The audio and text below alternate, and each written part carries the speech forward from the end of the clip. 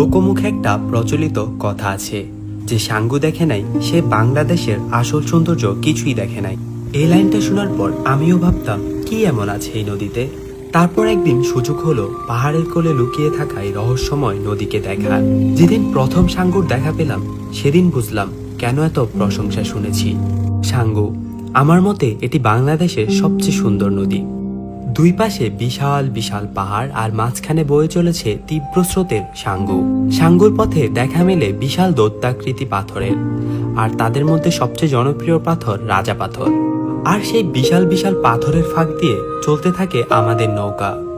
নদীর দুই পাশে ছড়িয়ে আছে অনেক পাহাড়ি গ্রাম। যেতে যেতে উপলব্ধি করতে লাগলাম পাহাড়ি মানুষের সরল জীবনযাপন। সাঙ্গুর আশেপাশেই লুকিয়ে আছে ছোট বড় অনেক ঝর্ণা, যার স্রোত এসে মিশে যায় সাঙ্গুর বুকে। সাঙ্গুর জন্ম দূর মায়ানমারের পাহাড়ি বনে। সেখান থেকে সে বন পেরিয়ে হাজার বাঘ পেরিয়ে ঝর্ণা ঝিরিপথ সাথে নিয়ে চলে এসেছে আমাদের বান্দরবনে।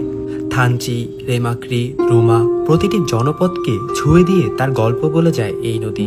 জীবনে একবার হলেও এই নদীতে নৌকা ভ্রমণ করে দেখুন। আমি কথা দিচ্ছি এই সৌন্দর্য আপনাকে কখনো নিরাশ করবে না।